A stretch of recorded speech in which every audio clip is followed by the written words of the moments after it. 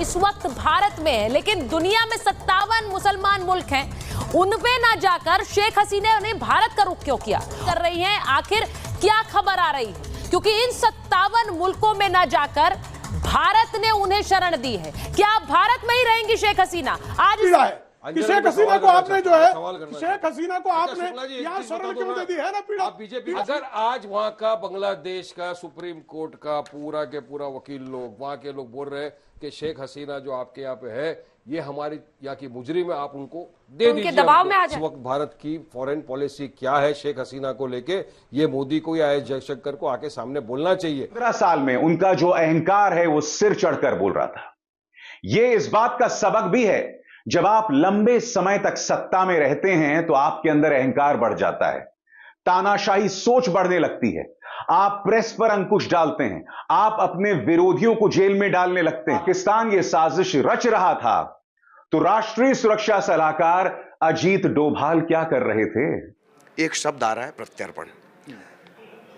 खबरें तैर रही हैं कि क्या हमें शेख हसीना को प्रत्यर्पित करना पड़ेगा, किस तरह के रूल्स हैं, कहां पेंच फंस रहा है ये? और मुश्किल अब ये हो गई है कि भारत में क्या शेख हसीना रह पाएंगी, कितने दिन के लिए रह पाएंगी? उनके पास पर्सनल कोई पासपोर्ट नहीं है, ये बात तो अमेरिका से शरण मांगी थी, अमेरिका ने इनकार कर दिया, वीज़ा रद्द कर दिया उनका। आंदोलन था शेख हसीना के खिलाफ, उनका आंदोलन था शेख हसीना की नीतियों के खिलाफ, शेख हसीना के काम करने के तरीके के खिलाफ, वो उससे नाराज थे।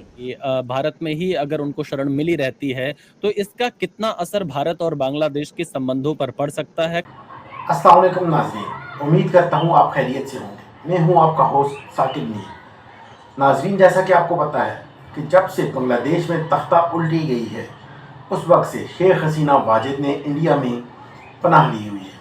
नाज़रीन, बरतानिया भी और अमेरिका भी शेख हसीना वाजिद को पनाह देने से इनकार कर चुके हैं, और ऐसे में शेख हसीना वाजिद के पास सिर्फ एक ही ऑप्शन बचता है और वो है इंडिया। इंडिया में वो तकरीबन 1-1.5 महीने से बना लिए हुए हैं, जबकि बांग्लादेश की आवाम और बांग्लादेश का मीडिया और उनकी अदलिया भी अब ये बात कहती नज़र आ रही है कि शेख हसीना वाजिद को हमारे हवाले करो। अब इंडिया एक दोराहे में पड़ा हुआ है कि या तो वो शेख हसीना वाजिद जो उनकी पुरानी एलाई है शेख मुजीब के टाइम से, जब इन्होंने इंडिया के साथ साज़ करके पाकिस्तान से बांग्लादेश बनाया था, उस वक्त से ये आपस में क्लोज़ इत्तेहादी है, और फिर शेख हसीना वाजिद आ गई।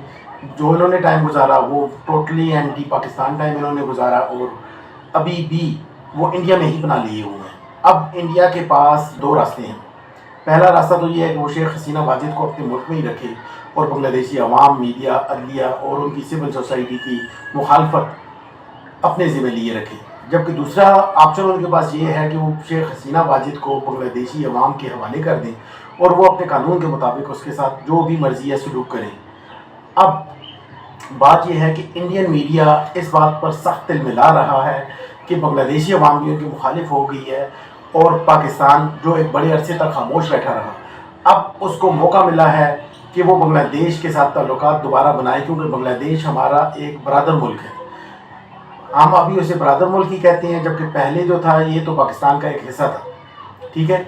और अभी भी हम ये समझते हैं कि हो सकता है कल को बांग्लादेश दोबारा पाकिस्तान के साथ इल्हाक कर दे या पाकिस्तान प्रो पाकिस्तान ग्रुप में खड़ा हो जाए इस रीजन में, और इसी बात की इंडियन मीडिया को बहुत सख्त तकलीफ है। आइए नाजरीन, जाते हैं वीडियो की जानिब। आप वीडियो देखें, इसे एंजॉय करें और बाद में कमेंट सेक्शन में ज़रूर बताएं कि आपने इस वीडियो को कैसा पाया, और हमारे यूट्यूब चैनल इन्फोजाई को लाइक, सब्सक्राइब और शेयर करना ना भूलिएगा। बहुत शुक्रिया जी। आज महाभारत में बात करेंगे कि भारत में है हसीना, लेकिन 57 मुल्क कहाँ हैं? और ये मैं इसलिए पूछ रही हूं क्योंकि शेख हसीना इस वक्त भारत में है, लेकिन दुनिया में 57 मुसलमान मुल्क हैं, उनपे ना जाकर शेख हसीना ने भारत का रुख क्यों किया? और भारत में अब शेख हसीना क्या तैयारी कर रही हैं? आखिर क्या खबर आ रही है? क्योंकि इन 57 मुल्कों में ना जाकर भारत ने उन्हें शरण दी है। क्या भारत में ही रहेंगी शेख हसीना? आज इस पर होगी बात। इसी के साथ साथ महाभारत में बात होगी कि क्या हसीना की वापसी, तख्ता पलट रिटर्न होने वाला है। शेख हसीना के बेटे ने जो बड़ी बात कही है, पहले जो शेख हसीना का परिवार कह रहा था वो बांग्लादेश नहीं जाएंगी, अब कह रहा है बांग्लादेश जाएंगी, वापस जाएंगी, और उसकी तैयारी चल रही है। वो तैयारी क्या है? क्या कि शेख हसीना को आपने जो है शेख हसीना को आपने यहाँ शरण क्यों दे दी है ना पीड़ा पीड़ा दिखी कि नहीं दिखी आप लोगों को। अच्छा, रहमान हमारे लिए मित्र थे, शेख हसीना हमारी मित्र हैं, बिल्कुल मित्रों के साथ खड़े रहना भारत को आता है। हम दलाई लामा के साथ खड़े रहे, हम आंग सू की के साथ खड़े रहे, हम शेख हसीना के साथ खड़े रहेंगे। सारी जगहों का नाम ले लिया, आप ये बोलना भूल गए कि भारत फिलिस्तीन के साथ भी खड़ा है। वाजपेयी जी भी खड़े थे, महात्मा गांधी भी खड़े थे, हम भी खड़े थे, लेकिन आप लोग नहीं खड़े हो। आज आप तो झंडा लेके घूम रहे हो दिल्ली की सड़कों पे स्टैंड पे। अगर आज वहां का बांग्लादेश का सुप्रीम कोर्ट का पूरा के पूरा वकील लोग, वहां के लोग बोल रहे हैं कि शेख हसीना जो आपके यहाँ पे है ये हमारी यहाँ की मुजरिम है, आप उनको दे दीजिए, दबाव में आ जाए, क्या करेंगे? दे दीजिए।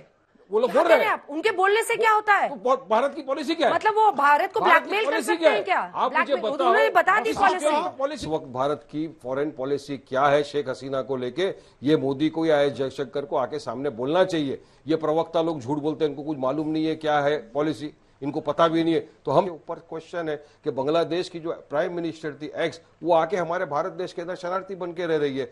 अब उनके लिए इंटरनेशनल लॉ का क्या होगा? इंटरनेशनल लॉ के हिसाब से तो बांग्लादेश में जो हो रहा है उसको शेख हसीना की है। 15 साल में उनका जो अहंकार है वो सिर चढ़कर बोल रहा था। यह इस बात का सबक भी है, जब आप लंबे समय तक सत्ता में रहते हैं तो आपके अंदर अहंकार बढ़ जाता है, तानाशाही सोच बढ़ने लगती है, आप प्रेस पर अंकुश डालते हैं, आप अपने विरोधियों को जेल में डालने लगते हैं, बगैर किसी कारण के आप लोगों को जेल में डालने लगते हैं। मगर आपके जहन में सवाल होगा कि दरअसल यह आंदोलन हुआ क्या। मैं एक सवाल पूछना चाहता हूं, यह सवाल राष्ट्रीय सुरक्षा सलाहकार अजीत डोभाल से। अगर चाइना और पाकिस्तान यह साजिश रच रहा था तो राष्ट्रीय सुरक्षा सलाहकार अजीत डोभाल क्या कर रहे थे? एक के बाद एक असफलताओं का श्रेय उन्हें दिया जा रहा है। जम्मू में हमारे सैनिक मारे जा रहे हैं एक के बाद एक, मगर उनसे कोई सवाल नहीं किया जाएगा। यहां पर बांग्लादेश में तख्ता पलट हो जाता है। टाइम्स ऑफ इंडिया को दिए गए इंटरव्यू में इंटेलिजेंस ऑफिशियल्स यह कह रहे हैं कि वहां का जो छात्र संगठन है इस्लामिक छात्र शिविर, वो जमाते इस्लामी के बहुत करीब है, पाकिस्तान और चीन से। तो बड़ा प्रश्न ये, भारत सरकार और हमारे इंटेलिजेंस ऑफिशियल्स क्या कर रहे थे? हमने शेख हसीना का तख्ता पलट होने दिया? एक शब्द आ रहा है, प्रत्यर्पण। खबरें तैर रही हैं कि क्या हमें शेख हसीना को प्रत्यर्पित करना पड़ेगा, किस तरह के रूल्स हैं, कहाँ पेंच फंस रहा है ये? देखिए, सबसे पहले तो 25 दिन हो गए हैं शेख हसीना को भारत आए हुए। 5 तारीख आपको याद होगी, बांग्लादेश को भी याद होगी, बांग्लादेश में क्या कुछ हुआ है और उसके बाद क्या कुछ हुआ ये हम सब ने देखा है। और उसके बाद मोहम्मद यूनुस की सरकार वहाँ पर बन गई, वो सलाहकार है। दूसरी तरफ बीएनपी जो है, जो उनकी विपक्षी पार्टी थी, शेख हसीना की विपक्षी पार्टी थी, खालिदा जिया जी बिल्कुल, और वो जेल से बाहर आ चुकी हैं। और मुश्किल अब ये हो गई है कि भारत में क्या शेख हसीना रह पाएंगी, कितने दिन के लिए रह पाएंगी, क्योंकि भारत में एक नियम है कि भारत में कोई भी व्यक्ति 45 दिन तक बगैर वीज़ा के रह सकता है। उनका पासपोर्ट जो है, उनके पास पर्सनल कोई पासपोर्ट नहीं है, ये बात सामने आई है। वहाँ का एक स्थानीय अखबार है, उसकी तरफ से ये बताया गया कि उनके पास। दूसरी बात की राजनयिक पासपोर्ट भी हो सकता है शायद, तो राजनयिक पासपोर्ट उनका रद्द कर दिया गया है। तो अमेरिका से शरण मांगी थी, अमेरिका ने इनकार कर दिया, वीज़ा रद्द कर दिया उनका।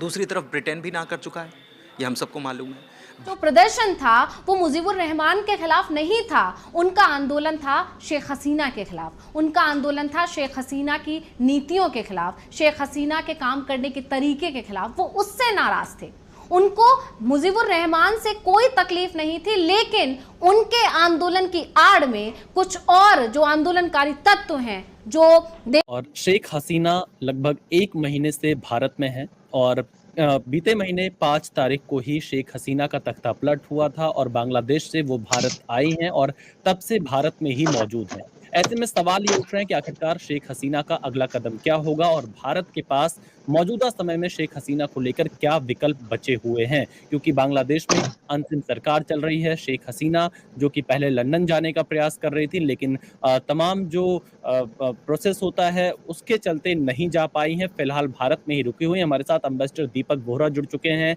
और पहला सवाल मेरा आपसे यही है कि शेख हसीना पिछले 1 महीने से भारत में हैं, कहाँ पर हैं? बहुत सुरक्षित स्थान पर होंगी होगी, किसी को इसकी जानकारी नहीं है। लेकिन शेख हसीना का अगला कदम क्या होने वाला है, क्या कदम वो उठा सकते हैं? एक्सप्लॉयटेशन ना हो, ऐसी पनिशमेंट ना दी जाए जिसके लिए उन्होंने कुछ ना किया, ये सारी चीजें देखकर फिर भारत सरकार निर्णय लेगी। अब वो आपने कहा कि वो इंग्लैंड जाना चाहती थी, साहब मेरा ये मानना है, आप ये भी जानते हैं, मैं भी जानता हूं और करोड़ों लोगों को बताना चाहता हूं, इंग्लैंड तो टट्टू है अमेरिका का। अगर अमेरिका कहेगा कूदो तो ब्रिटेन कहता है अच्छा बताइए कितना ऊंचा कूदूं। अपना तो दिमाग है नहीं उन लोगों का। उन्होंने मना किया, किसी को लेना चाहते भारत से जितने भगोड़े हैं ना वो सबको रख लेते हैं, वहां पे कोई प्रोसेस नहीं होता इनका। और फिर वापस जब उनको हम मांगते कहते ओ जी हमें ये प्रोसेस करना है वो करना है, तो वो वहां तो जाएंगी नहीं। भारत में इसलिए आई है कि पहले भी यहाँ उनको शरण मिली है और वो अपने आप को सुरक्षित महसूस करती है। तो मेरा मानना है वो यहाँ रहेंगी जब तक उनको लगता है कि बांग्लादेश के हालात ऐसे हो जाएं कि वो वापस जा सके। भारत इसकी बात करें कि शेख हसीना के पास क्या क्या विकल्प बचे हैं, अगर मैं सबसे पहले आपसे ऑप्शन नंबर 1 पर बातचीत करना चाहूं, कौन सा ऐसा तीसरा देश हो सकता है जो अब शेख हसीना को शरण दे सकता है भारत के अलावा? क्योंकि हमने ये भी देखा था कि सऊदी अरब का नाम सामने आया था, इसके अलावा दुबई में शरण लेने की बात सामने आ रही थी, कुछ यूरोपियन जो देश हैं वहां पर इस तरह की खबरें आ रही थी। तो क्या आपको लगता है अभी भी किसी तीसरे देश में राजनीतिक तौर पर शरण दिलाने का प्रयास भारत की तरफ से या शेख हसीना की तरफ से किया जा रहा है? मेरा जो मानना है कि वो खुद नहीं जाना चाहेंगी।